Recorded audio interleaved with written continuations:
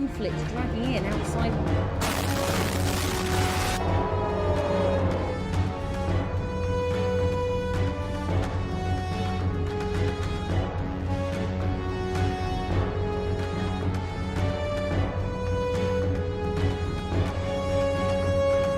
Well as oil and gas infrastructure.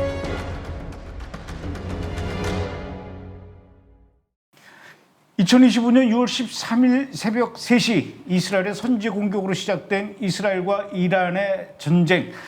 나흘째를 맞이하면서 지금 양측 간의 피해는 계속해서 늘어만 가고 있습니다. 지금 가장 중요한 것은 바로 미국의 개입 문제인데요. 현재 캐나다에서 열리고 있는 G7 정상회의에서 미국의 도널드 트럼프 대통령이 예정보다 하루 일찍 미국으로 귀국했다고 합니다.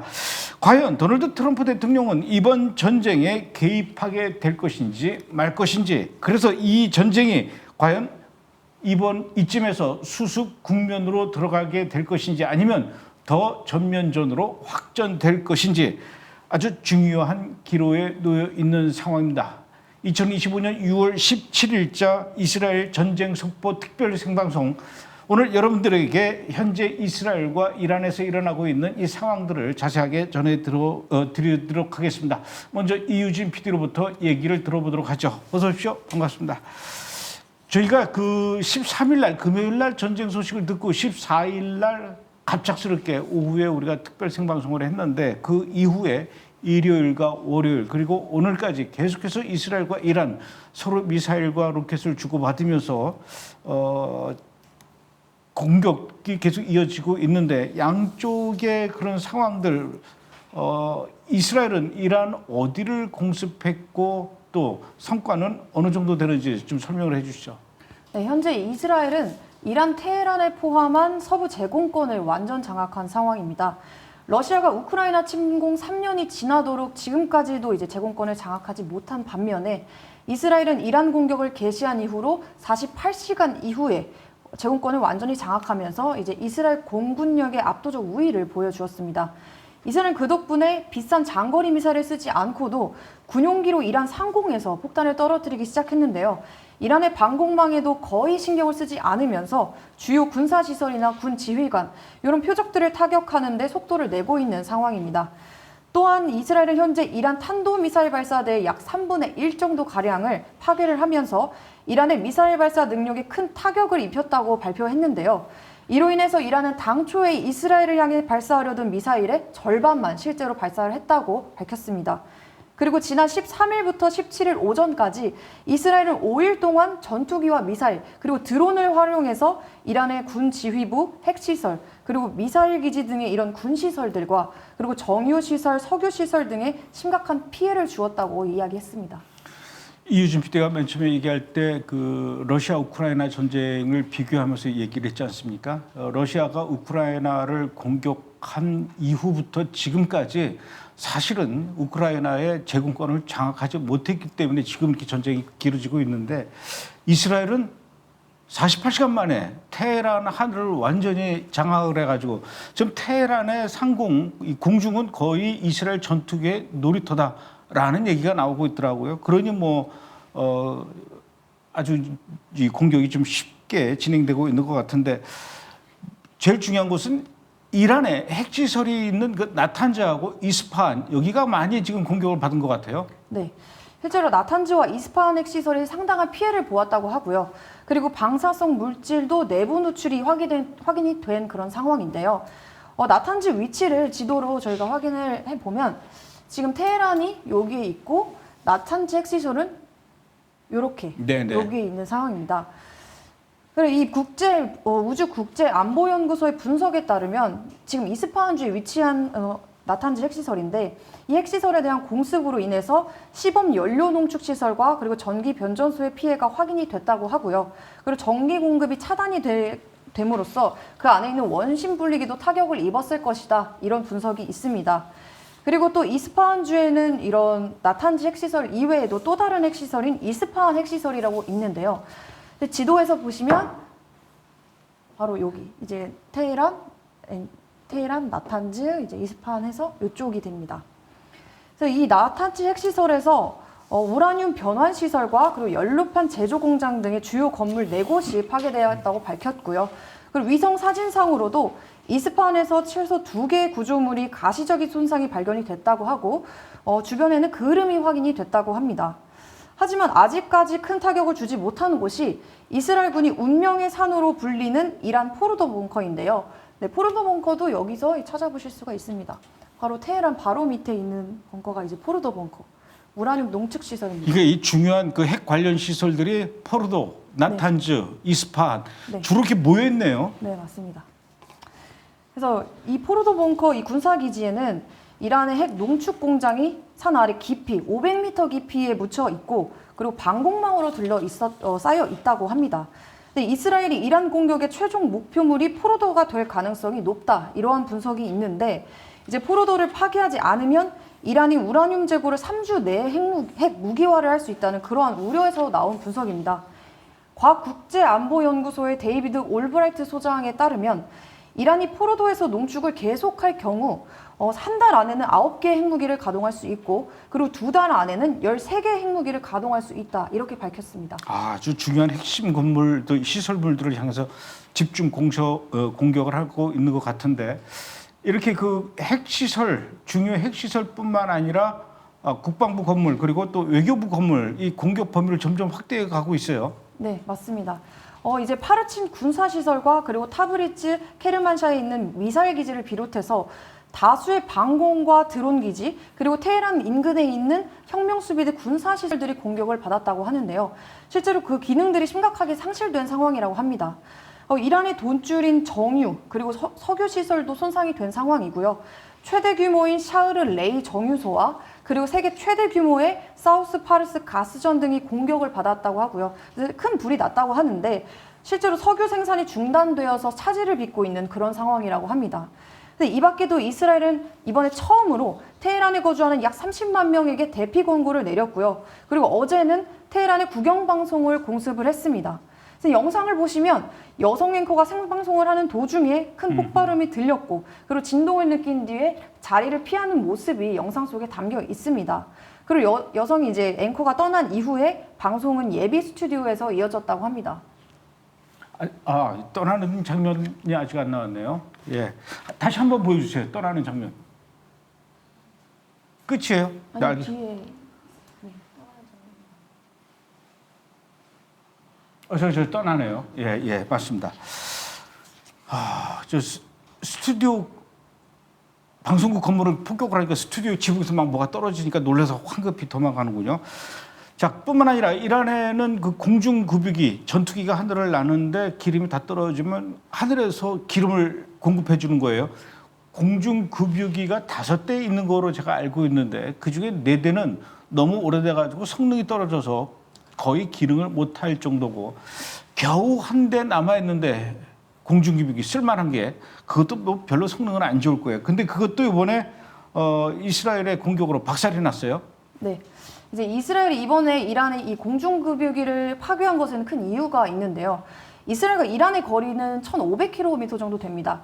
근데 이제 전투기로 왕복을 할 경우에는 3,000km가 되는데요. 현재 지구상에 한 번에 3,000km를 이렇게 왕복으로 할 수 있는 전투기가 없다고 합니다. 근데 고로 이란에서 이스라엘로 전투기가 왕복하려면 중간에 반드시 이제 공중급유가 필요하고 만약에 공중급유기가 없다면 이란은 이스라엘 상공으로 전투기 투입이 불가능해진다는 건데요. 그렇게 이번에 이스라엘이 이란의 마지막 남은 그 공중급유기를 파괴한 것인데 심지어 이 공중급유기는 1,500km보다도 훨씬 먼 2,300km 거리에 위치한 것으로 나타나 있고요. 그리고 이스라엘의 역대 최장거리 공습이라고 이렇게 전했습니다. 그러니까 그 공중급유기가 있는 곳이 이스라엘로부터 2,300km 떨어져 있는 곳이라서 최장거리의 목표물을 파괴시켰다 이 얘기네요. 그동안 사실 이스라엘은 과연 이스라엘까지 1,500km나 되는데 전투기가 날아가서 공격할 수 있을까 이제 그게 의문이었는데 사실 이전에 이미 그것을 성공적으로 보여준 것이 저 남쪽에 아라비아 반도 남쪽에 예멘 후티 반군 거기는 2,000km거든요. 거기 가서 충분히 공격하고 온 적이 있었기 때문에 이란 공격은 뭐 게임도 안 된다, 껌이다 이렇게 했는데 이번에는 2,000km가 아니라 2,300km까지 날아간 거예요. 자, 이란 측 사망자 수도 많아요. 그 특이한 점은 군사 고위 지도층들 그리고 핵 과학자들 주로 이렇게 집중돼 있는데 어떻게 이렇게 집중적으로 이분들 이 양반들을 제거할 수 있었습니까? 일단 현재까지 군 수뇌부는 약 20여 명, 그리고 핵 과학자는 약 10명 정도 사망한 것으로 보도가 됐는데요. 일각에서는 미국이 도운 것이 아니냐 이런 이야기도 있습니다만 그 배경에는 이스라엘의 정보기관인 모사드의 뛰어난 정보력이 있었다 이런 전문가의 분석이 나왔습니다. 이 전문가는 모사드가 테헤란 내에 있는 이란 군부 핵심 수뇌부를 한 곳에 유인하기 위해서 지금 안보랑 핵 프로그램 관련한 굉장히 중요한 회의가 있다 이렇게 가장을 하면서 특정 장소에 그 사람들이 다 모이게 만든 것이라고 이렇게 말을 하면서 그렇지 않고서야 그 짧은 시간에 핵심 수뇌부와 지도부 20명을 죽이기는 어렵다 이렇게 설명을 했습니다. 또 그러면서 표적 인사들이 이 특정 회의 장소에 집결한 그때 미리 구축해 놓았던 비밀 드론 기지를 전격 가동해서 정밀 자폭 드론이 건물 내부를 정조준해서 타격했다.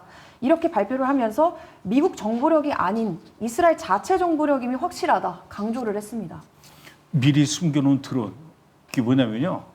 컨테이너를 테헤란 외곽에다가 사람들 잘 왔다 갔다 안 하는 그 야산 같은데 큰 컨테이너 같은 거를 갖다 놨는데 작전이 시작되면 그 컨테이너의 뚜껑이 열리면서 그 컨테이너 윗부분에 수십 대의 드론이 다 이 폭탄을 달고 있는 드론이 동시에 떠가지고 각자가 이 지령받은 GPS를 따라서 목적지를 향해서 정확하게 타겟을 공격하는 이것이 이번에 그 이스라엘의 작전이었는데 여기 예전에 그 우크라이나가 러시아에 가서 그렇게 이런 작전을 펼쳤는데 이번에 그게 아마 이스라엘도 그렇게 했던 것 같아요. 드론 작전. 그런데 주목할 만한 것은 그 이번에 그 사망한 사람들이 이란의 고위 군사요원들, 장교들이죠. 군사령관들 이런 사람들이 많이 죽고 또 핵 과학자들이 많이 또 죽었어요.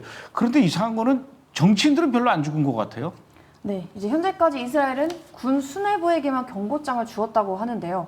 심지어 살해된 수장의 뒤를 잇는 후보들에게도 그 경고장을 이미 보냈다고 합니다. 그리고 후보 장군들과 그들의 아내들에게 전화를 하거나 아니면 문 앞에 서한을 놓는 방식으로 우리가 지금 지켜보고 있다 이런 것을 또 전했는데요. 우리는 당신이 어디 있고 어떻게 접근할 수 있는지 알고 있다 이런 메시지를 보냈다고 합니다. 그런데 이 이스라엘이 이런 참수 작전에는 정작 이란의 최고 지도자인 아야톨라 알리 하메네이는 포함되어 있지 않았는데요. 한 이스라엘 고위 관리는 우리는 원칙적으로 정치 지도자를 살해하지 않는다. 그러면서 우리 초점은 핵과 군사 분야 이렇게 말을 하면서 하지만 핵 군사 관련 프로그램을 결정하고 이렇게 결정을 내리는 사람이 아야톨라이므로 이 아야톨라도 매일 침실을 바꿔야 할 것이다. 이렇게 전하기도 했습니다. 또한 네타냐후 총리도 하메네이를 암살할 가능성을 배제하지 않는다. 이렇게 말하기도 했습니다. 아야톨라 알리 하메네이 보고 매일 저녁 침실을 옮겨야 될 것이다. 그 얘기 뭐냐면 어디 있는지 안다 이 얘기예요. 지금 제가 알기로는 이란 북동부 쪽에 있다고 그러거든요. 제가 이 정도로 알 정도니 뭐 이스라엘 모사드는 오죽하겠습니까? 아침에 일어났는데 현관문 안으로 신발장이 있는데 뭔가 이렇게 메모지가 편지가 이렇게 왔길래 이게 뭐지? 어느 동네 슈퍼마켓이 새로 오픈했나? 뭐 이런 전단지인 줄 알고 딱 펼쳐봤더니 움직이지 마라. 다음은 네 차례일 수도 있다. 그러면 얼마나 막 섬찟하고 그 다음부터 부들부들 떨릴까요? 잠깐 이스라엘의 그 작전 굉장히 이번에 아주 그 전쟁 끝나고 나서도 두루두루 많은 사람들한테 화제가 될 것 같아요. 자, 이란의 그 피해 상황은 이제 됐고 이번엔 반대로 이란의 보복 공격으로 이스라엘의 그 피해 상황을 좀 봐야 될 것 같아요. 지금 이스라엘 피해는 어느 정도고 또 어느 지역에서 얼마나 인명 피해는 어떻게 돼가고 있습니까? 현재까지 이스라엘 사람들은 이제 24명이 사망했고 그리고 500여 명이 부상을 입었다고 보도가 됐습니다. 그리고 이란발 전체 미사일 발사된 수는 지금 이번에 350발에 이르렀다고 하는데요. 15일에는 하이파 북부에 위치한 이스라엘 최대 정유시설인 바잔그룹 정유단지가 이란의 미사일 공격으로 일부 피해를 입었다고 합니다. 근데 바잔그룹은 배관이 일부 피격이 돼서 하위 처리 설비가 일시적으로 가동이 중단이 되긴 했지만 주요 정유 시설은 계속 운영 중이다. 이렇게 밝혔습니다. 그리고 하이파 항 주변에서 로켓이 낙하한 이후부터 몇 시간 동안 불길이 치솟았다고 하는데요. 16일 오전에도 이란은 이스라엘 하이파 발전소에도 공습을 퍼부었습니다. 그로 인해서 이스라엘 북부 하이파 인근 발전소와 그리고 이스라엘 중부 주요 전력망이 피해를 입었다고 보도가 됐는데요. 이 보도에 따르면 이스라엘 전력청은 찢어진 전선으로 인한 감전 위험 등의 이런 안전 위협을 제거하기 위한 작업을 진행 중이고 그 동시에 기반 시설을 수리하는 것과 그리고 전력 공급을 복구하는 작업도 병행하고 있다. 이렇게 덧붙였습니다. 또한 이스라엘군은 16일 새벽까지 이어진 이란의 미사일 공격에 대해서 전체 탄도미사일의 80%에서 90% 정도를 요격하는 데 성공했다. 이렇게 밝혔는데요. 하지만 나머지 미사일이 주거 지역에 낙하하면서 이제 민간인 피해가 컸고 사망자가 24명에 달했다고 합니다. 지금 텔아비브 지역에서는 두 방공호 사이에 미사일이 낙하했지만 내부 주민 전원이 생존했다고 하는데요. 반면에 같은 건물의 다른 층에 있는 사람들 아니면 또 인접 건물에서 방공호로 대피하지 않은 주민들은 전부 사망했다고 합니다. 네, 그런가 하면은 그 텔아비브 바로 옆에 텔아비브에서 예루살렘으로 가는 그 길목 텔아비브 아래쪽에 바티암이라는 곳에서도 또 역시 그 피해가 있습니다. 어느 정도입니까? 네, 이 바티암에서도 안전구역으로 대피하지 않은 사람들 9명이 모두 목숨을 잃은 건데요. 또 리숀 레지온에서도 주거 건물 붕괴로 사망자가 발생을 했고 그리고 미사일의 직접 타격을 받은 방공호에서도 2명이 숨졌는데 다른 층에 있었던 방공호에는 이제 직접 타격을 받지 않은 다른 층에 있던 방공호에는 피해가 없었다고 합니다. 또한 16일에 테라비브에 위치한 미국 영사관도 이란 미사일에 맞아서 손상이 된 것으로 전했는데요. 보도에 따르면 미 영사관은 경미한 피해를 입었고 허커비 대사의 말에 의하면 미국인 피해는 없었다 이렇게 설명을 했습니다. 이스라엘 응급구조기관 마겐 다비드 아돔은 이날 이란의 로켓 공격으로 인해서 4명이 숨지고 87명이 부상당했다고 밝혔습니다. 대피소의 안전구역으로 가지 않은 사람이 9명이나 죽은 거예요. 그러니까 이게 대피소 가는 게 굉장히 중요한 겁니다. 물론 이제 그 로켓이 그 미사일이나 로켓이 그 방공호를 정면으로 공격하면 뭐 어쩔 수 없지만 그래도 주변에 떨어질 때는 대피소가 제일 안전한 건데 뭐 바빠서 미처 못 피했겠죠. 많은 희생자가 났네요. 자, 그리고 이번에는 이란의 공격으로 이스라엘의 과학의 자존심이다라고 할 수 있는 와이즈만 연구소 여기도 공격당했어요. 네, 지난 15일 새벽인데요.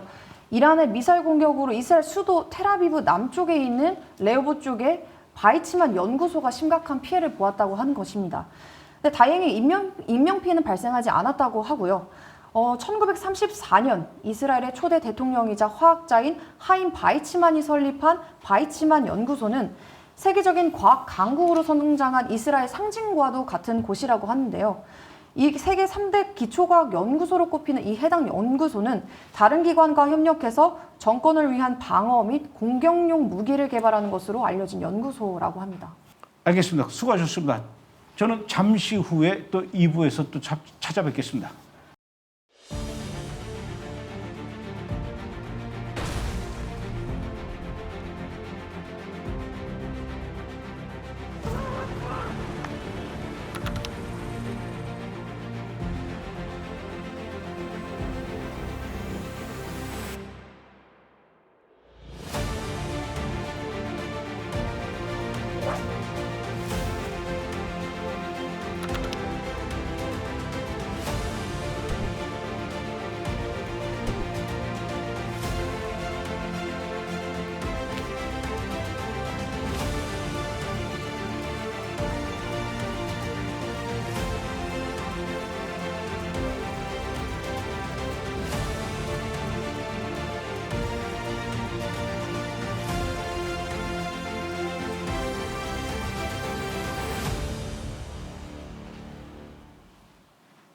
네, 이번에는 브레드 TV의 우리 문주혁 PD, 아주 요즘 떠오르는 브레드 TV의 샛별입니다. 어서 오십시오.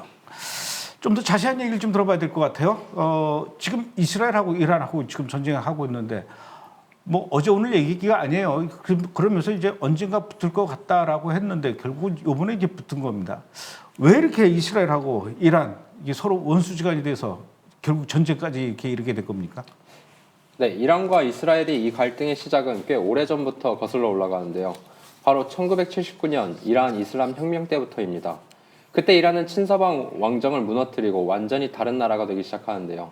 반미, 반이스라엘 노선을 공식적으로 선언했고 이때부터 이란은 이스라엘을 뭐라고 보냐면 불법 점령국이고 지도에서 사라져야 할 존재라고 말하기 시작했습니다.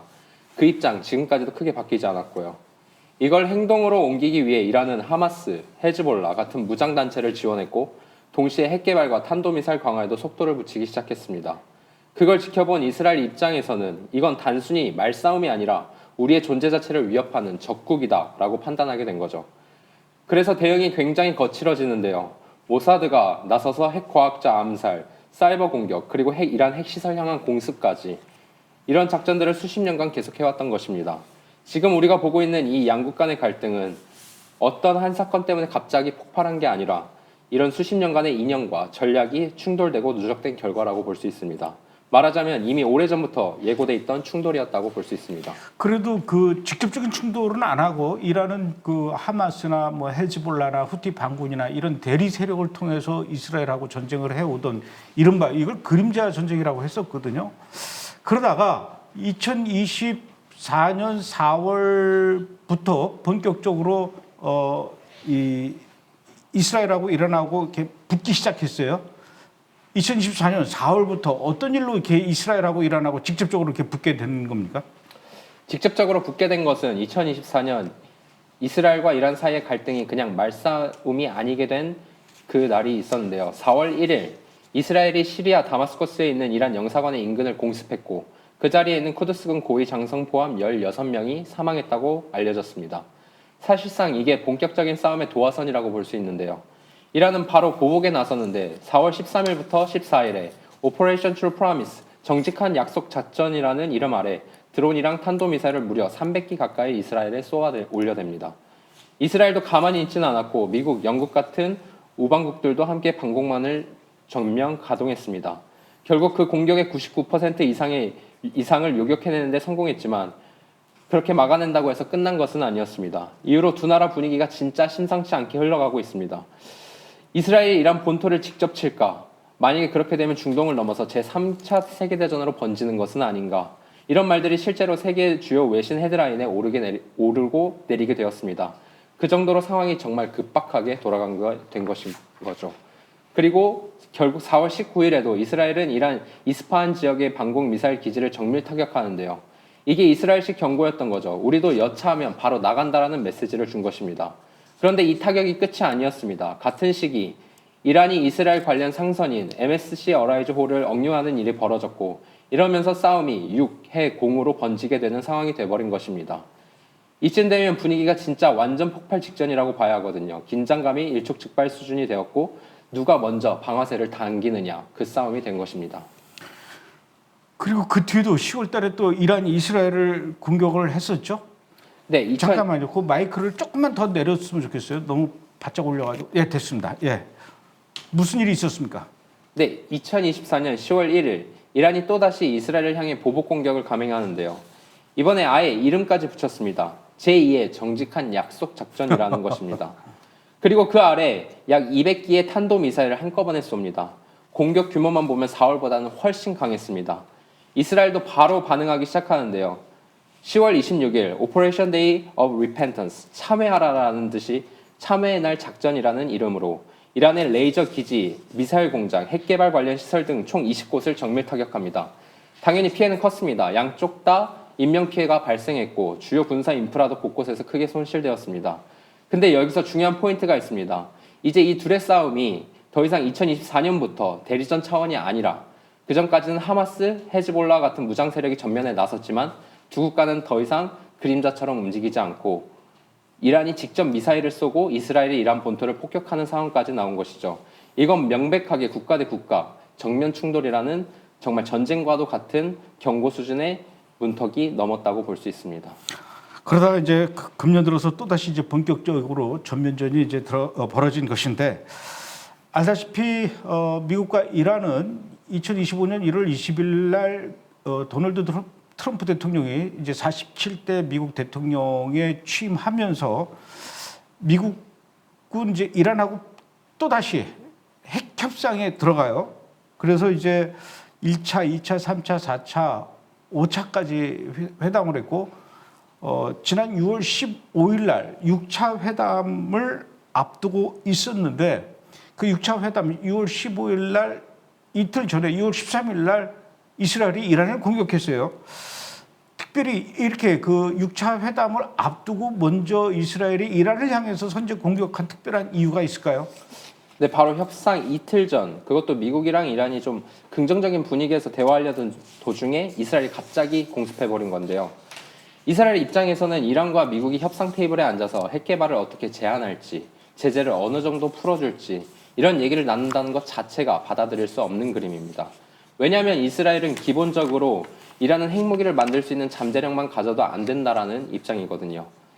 그런데 이번 협상, 특히 6차 회담은 이란이 핵 활동 일부를 동결하는 대신 제재를 완화받을 수 있는 가능성이 꽤 높았거든요. 이스라엘이 보기엔 이란이 조금 양보하는 척하면서 실제로는 핵 개발 능력을 유지하고 그걸 국제적으로 인정받는 결과가 나올 수 있었던 겁니다. 그러니까 13일에 공격한 이유는 바로 그 협상 결과가 나오기 전에 우리는 절대 이란의 핵을 인정하지 않겠다라는 메시지를 미리 박아놓은 것이고 협상이 타결될 틈도 없이 그냥 정광석화처럼 들어간 것입니다. 그리고 실제 공격 내용을 보면 그냥 설비 및 군대를 친 게 아니라 이란의 군 지휘부, 핵 프로그램 설계 책임자들, 현장 과학자들까지 한 번에 싹 제거해버렸습니다. 그게 바로 2025년 6월 13일 이스라엘의 대규모 기습 공습 작전이었던 것입니다. 그래서 이번 작전 목표는 이란 핵미사일 시설뿐만 아니라 거기 모여있던 이란 총참모총장, 혁명수비대 사령관, 항공우주군 수장, 핵과학자들까지 전부 포함됐고요. 앞에 이유진 PD가 말한 것처럼 결국 이란 고위 장성과 핵과학자 34명 이상이 사망한 것으로 확인되었습니다. 이걸로 이란은 사실상 군 지휘체계와 핵기술의 핵심 인물들을 동시에 잃었고 당연히 가만히 있지는 않았습니다. 또 이란은 바로 다음 날 이제 제3의 정직한 약속 작전이라는 것을 선포했고 150기 이상의 탄도미사일과 100기 이상의 자폭 드론을 이스라엘 전역으로 퍼부었습니다. 예루살렘, 텔아비브, 하이파 등 주요 도시들을 전부 타격 대상이 되었고 그런데 이 보복 공격도 이스라엘의 아이언돔, 에로 시스템 등 방어망의 대부분 요격되긴 했지만 그렇다고 피해는 없는 상황은 아닙니다. 민간인 사망자도 20명 이상이 나왔고 전쟁의 수위는 그때부터 아예 다른 차원으로 흘러가게 되었습니다.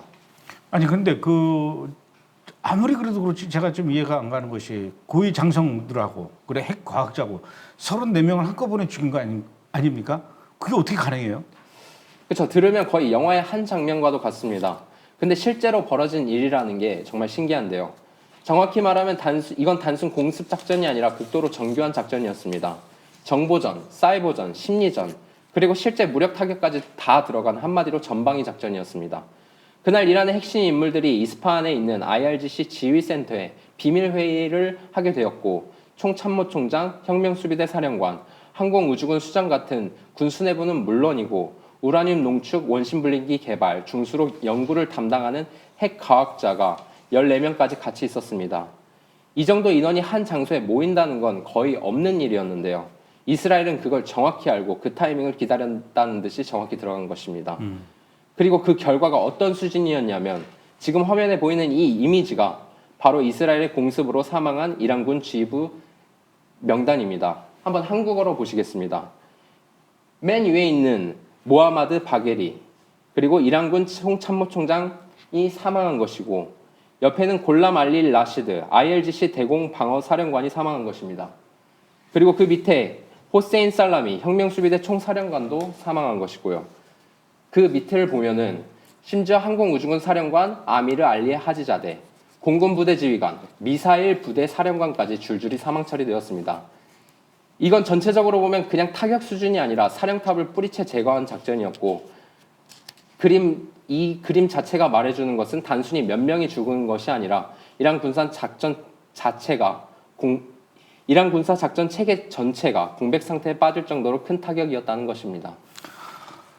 야, 그런데 그 이스라엘이 그렇게 그 군 장성들이 모여서 회의한다는 걸 어떻게 알고 그날 그 시간을 이렇게 정확하게 공격을 했는지 잘 모르겠어요.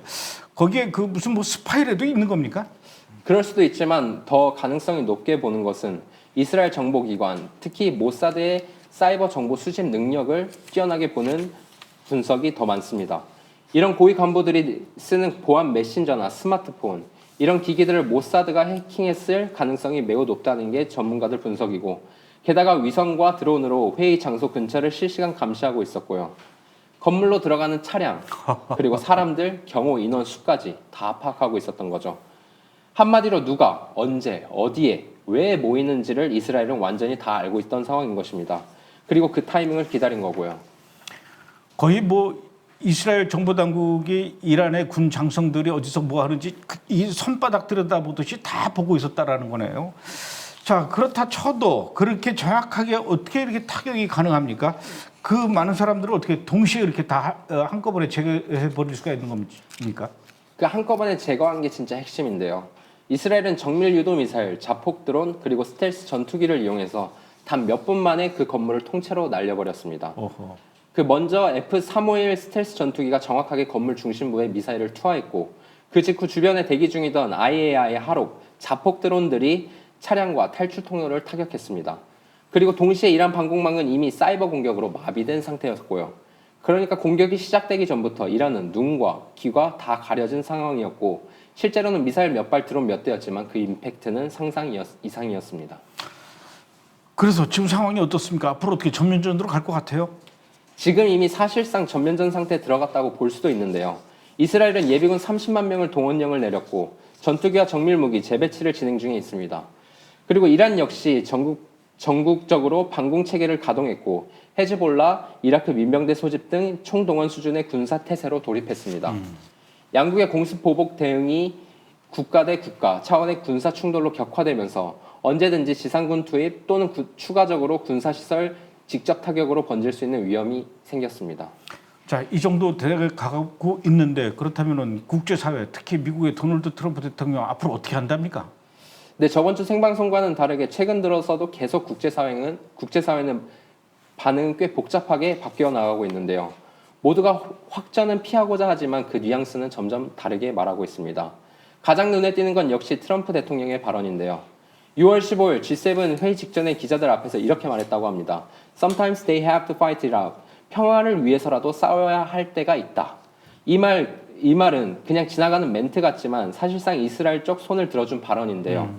보수층에서는 맞서 싸워야 평화도 온다라는 말을 받아주는 분위기였습니다. 반면 그날 같은 날인 마크롱 프랑스 대통령은 완전히 다른 얘기를 합니다. 그는 G7 정상회의에서 이렇게 말했습니다. 양측 모두 즉각 휴전해야 하며 군사행동은 이란 정권을 강하게 만들 뿐이다. 즉 이스라엘의 강경 대응이 오히려 역효과를 낼 수 있다라는 우려를 표명했습니다. 유럽적은 전반적으로 이 입장에 가깝습니다. 지금은 멈추고 외교적으로 푸는 수밖에 없다는 겁니다. 문제는 지금 그 아까 이준 PD도 얘기했던 그 포르도인데 포르도 지하 깊숙이 그 이 농축 우라늄이나 뭐 이런 것들이 있는데 그걸 뚫기가 그렇게 쉽지 않대요. 그래서 이제 제이담으로 이제 뚫어야 되는데 고성능 제이담으로 그 폭탄으로 그걸 뚫어야 되는데 한 번 가지고 안 된대요. 그러니까 여러 번 그 폭탄을 떨어뜨려야 되는데 그럼 미국밖에 할 수가 없다는 거예요. 그래서 미국이 결국은 나서게 되면은 가장 그 이란의 핵 관련 시설들을 뿌리를 뽑을 수가 있게 되는데 이제 지금 도널드 트럼프한테 이제 달려 있는 그런 상황입니다.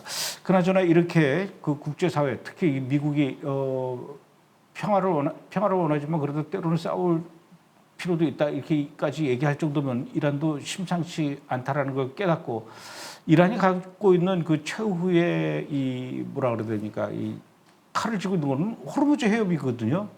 괜찮습니까 호르무즈 해협? 이란 앞바다에 있는 이 호르무즈 해협은 부분적 긴장 상태입니다. 이란은 6월 중순부터 UAE 바레인 항로 유조선에 있는 검문 강화를 실시했고 그리고 혁명수비대 해군이 호르무즈 해협에서 감시 통제 작전을 전개 중에 있습니다. 완전 봉쇄는 아직 발생하지는 않았지만 국제 유가가 $100를 돌파하면서 시장은 강하게 반응하고 있습니다.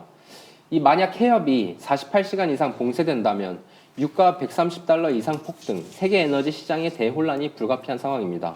이러한 상황에서 이란은 호르무즈 해협에서 드론, 잠수함, 기뢰 등으로 봉쇄 작전에 나설 능력이 있지만 그런 행위는 이스라엘을 억제하지도 못하면서 미국이 직접 개입하게 만들 위험성이 크다는 분석도 나오고 있습니다. 호르무즈 해협이 봉쇄될까봐 이제 사람들이 다들 걱정하거든요. 그렇게 되면 이제 유조선이 왕래를 못하니까 당연히 이제 유가가 올라가게 되고, 유가가 올라가게 되면 우리도 휘발유값이 올라가게 되니까 그걸 사람들이 제일 많이 걱정을 해요. 근데 이제까지 이스라엘과 이란과의 갈등, 이런 국면이 물론 뭐 어제 오늘 얘기는 아니지만 그렇다고 해서 갈등이 심해질 때마다 호르무즈 해협이 봉쇄될까 걱정을 많이 했지만 놀랍게도 이제까지 한 번도 이란은 호르무즈를 해협을 봉쇄한 적이 없었어요. 왜냐하면 그 봉쇄하게 되면은 그야말로 미국을 그 전쟁에 끌어들이는 것과 같기 때문에, 그걸 알기 때문에 이란도 이렇게 함부로 움직일 수 없을 겁니다. 이번 전쟁을 통해서 결국 이스라엘이 얻으려는 최종 목표는 뭐라고 생각하십니까? 이번 이스라엘의 목표는 단순히 핵시설 몇 개 부수고 끝내려는 것이 아니라 진짜 목적은 이란 내부를 흔들어 버리는 것입니다. 그것도 정권의 중심까지 뒤흔들겠다는 전략이었습니다. 공습 직후 이란 내부는 거의 충격에 빠졌고 총참모장, 혁명수비대 수장, 핵과학자들까지 한꺼번에 당했는데요. 정부는 곧바로 국가안보회의를 소집했고 그 자리에서 장기전을 감당할 수 있느냐, 미국까지 엮이면 버틸 수 있느냐 같은 얘기가 오갔다고 합니다. 무엇보다 국민 여론이 심상치 않습니다. 방공망은 뭐 했는지, 정부는 왜 못 막았는지, 이런 불만이 일반 시민은 물론이고 일부 관료들 사이에서도 나오고 있는 상황입니다. 이걸 통제하려고 정부는 SNS에 비판글만 올려도 최대 6년 징역형 경고까지 내렸습니다. 분위기가 그만큼 심각하다는 것이죠. 이스라엘은 이런 내부 혼란을 노리고 쳤다고 봐야 합니다. 정확히 말하면 핵 타격은 거치고 진짜로 노린 건 내부 균열과 체제 악화인 것이죠. 지금 강경파는 계속 맞서 싸우자고 하지만 온건파는 이러다 나라 망한다 라는 말이 슬슬 나오고 있습니다. 이 갈등이 더욱더 깊어지면 이란 체제는 전체적으로 흔들릴 수밖에 없고 결국 이스라엘이 이번 작전에서 얻으려는 최종 목표는 이란의 핵 능력 제거와 정부 내부 붕괴 유도를 하고 있다고 볼 수 있습니다. 1979년에 이란에서 일어난 그 이슬람 혁명 때 그 주역이 바로 그 호메이니인데, 이 호메이니 옹이라고 했었거든요. 이분이 이란의 최고 성직자로서 모든 국민들이 거의 뭐 알라신 다음으로 존경하고 떠받드는 그런 인물이었는데, 그 이후에 대를 이은 사람이 지금 아야톨라 알리 하메네이거든요.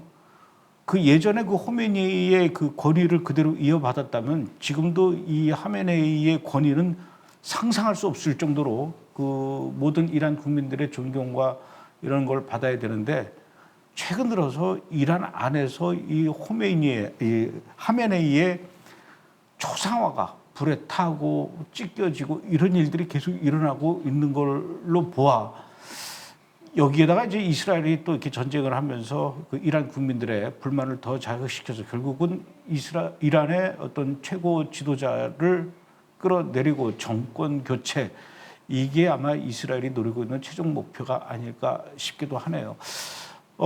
깊은 취재, 분석 수고하셨습니다. 문재혁 PD. 감사합니다. 고맙습니다.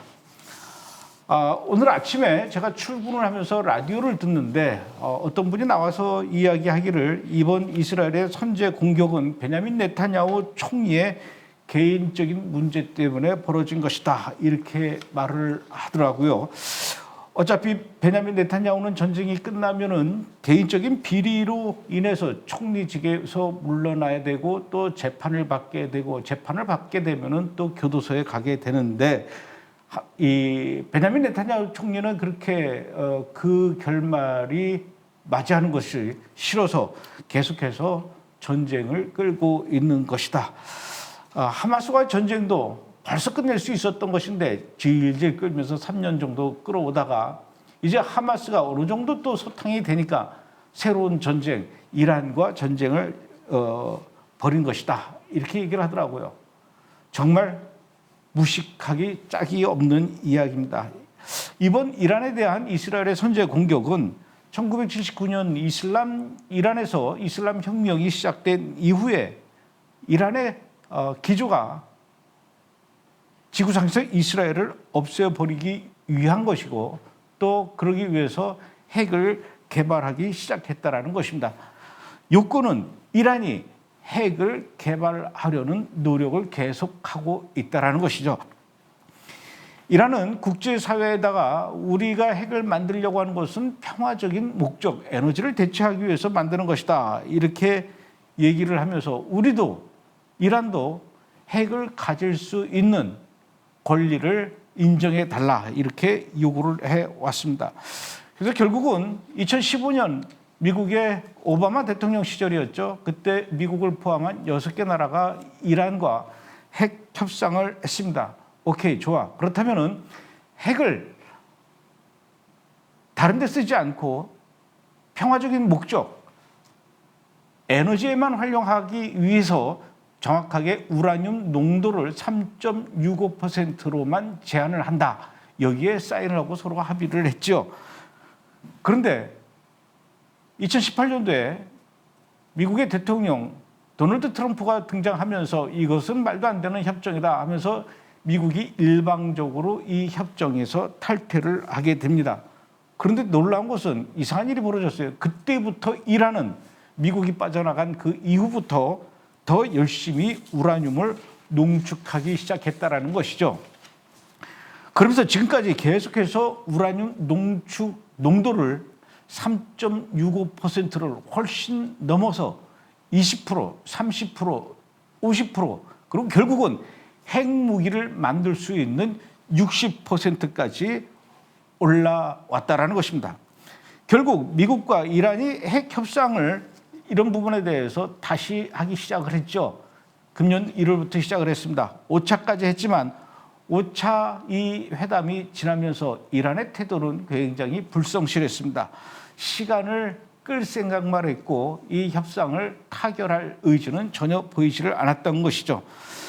과학국제안보연구소에 따르면요, 이란은 이런 상황이 계속 이어지게 되면 결국 이란은 3주 내에 포르도 핵무기 제조시설에서 핵무기가 제조가 가능하게 되고요. 한 달 안에 9기의 핵무기를 만들 수 있게 되고 2달 안에 13기의 핵무기를 가동할 수 있게 되고 또 앞으로 2, 3일 내로 포르도에서 무기급 고농축 우라늄 25kg을 생산할 수 있게 될 것이다. 그리고 더 급한 것은 이렇게 해서 이 만들게 된 고농축 우라늄 핵무기를 만들 수 있는 거죠. 이것을 만들자마자 곧바로 이란의 전국으로 뿔뿔이 흩어놓아서 깊숙한 곳에 감추게 된다라는 이 신호를 이스라엘이 드디어 잡아낸 것입니다.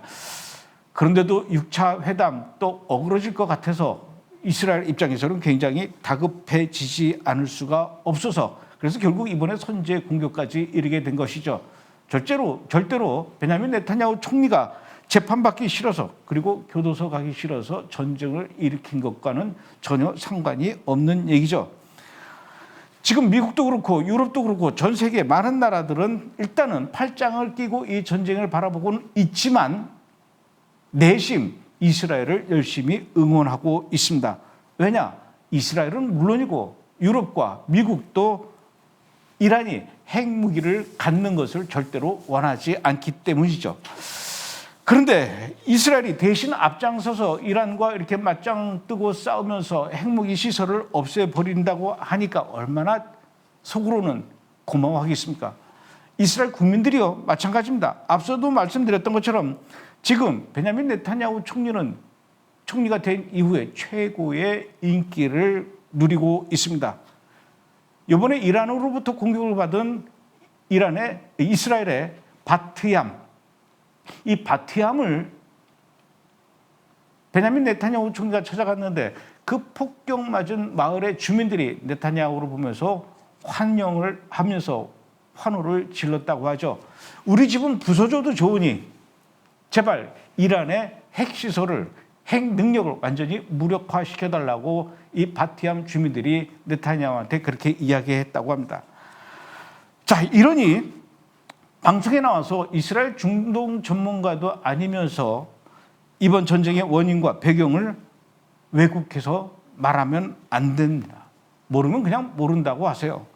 아는 척하지 말고 차라리 브레드 TV의 이스라엘 투데이를 열심히 보라는 것을 권해드리고 싶습니다. 저희는 이번 주 목요일 날 7시에 다시 여러분들에게 새로운 소식을 가지고 찾아뵙겠습니다. 고맙습니다.